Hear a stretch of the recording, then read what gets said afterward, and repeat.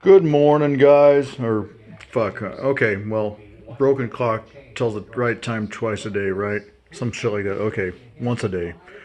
I got my first Hinderer in the mail today,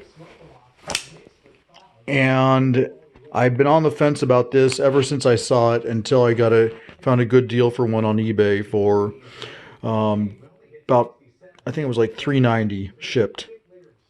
And I had handled one at the California Custom Knife Show at the Hinderer booth. They had a bayonet grind with an unsharpened swedge, and the action was good, the lockup was good, and so I was like, okay, fuck it, putting this on my short list of knives to get. They didn't have any double edged, but that's the one that I wanted.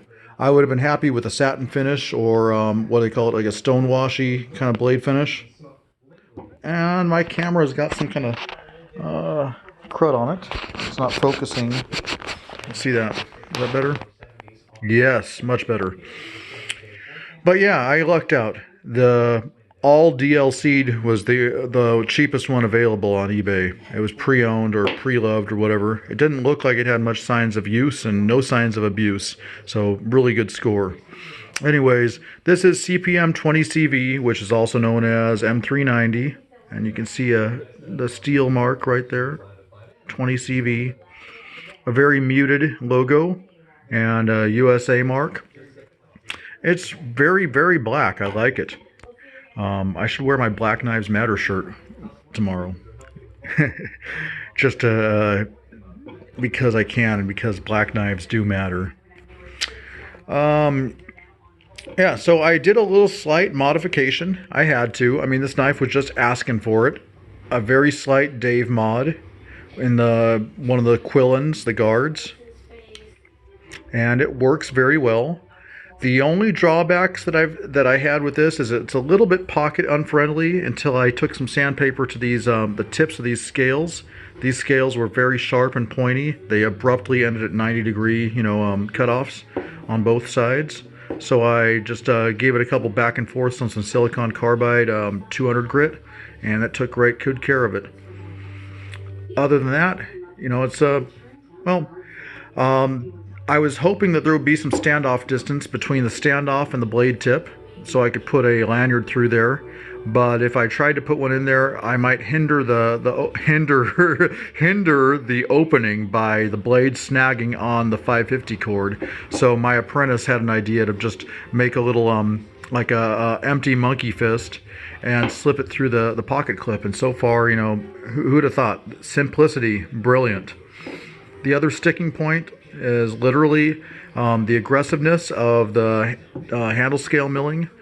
It makes it a little pocket unfriendly. It's nothing that I can't learn to love, but I might, if I don't learn to love it, I might take the clip off and get some silicon carbide and just very lightly underneath the clip sand that area down. But other than that, it's fucking bitchin'. It actually, I forgot that it was double-edged for a second, and I gave myself a nice little scratch. Well, more than a scratch, but yeah, the knife got pretty bloody, and it's now officially mine. Okay, so enough dicking around. Measurements. We got 4 3/8, just a cunt hair over. Closed length. Weight. It weighs 4.129. Sorry, Nuttin. Okay. That's wrong side. That's kind of confusing. A symmetrical folder, something that is truly symmetrical, is a rarity. I haven't seen anything this cool and pleasing to the eyes since the what was it called? A.G. Russell collab with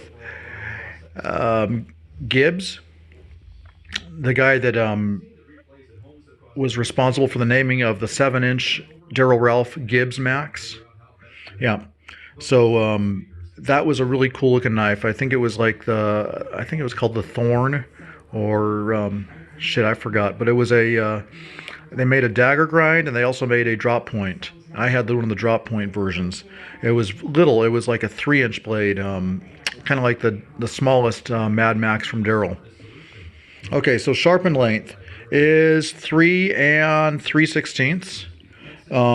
To the I guess to the bolster, the tip of the scale, 3.5 of total blade length. Probably a little bit more accounting for flesh compression and all that nasty stuff, but now we're just talking grease and semantics. Total length is just, I don't know, almost 7 1/8. I mean 8 1/8. Yes. So lock engagement. You got titanium liner locks, which are practically frame locks. Very healthy, no wiggle, no creep. I've tried pushing it. I really don't get anywhere. Action is smooth. It's running on like a Nylotron style washers. And it actually does fire. It's not as smooth as a bearing powered. Nothing will be. Especially on Nylotron, but it does flip. The detent is crisp enough to get it to fire. And that was a big complaint with Hinderers years ago, was that they had to be wrist actioned as they flipped.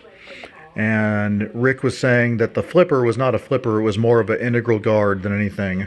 And it wasn't meant to be fired as such, but I think he caught on to the needs of the knife market.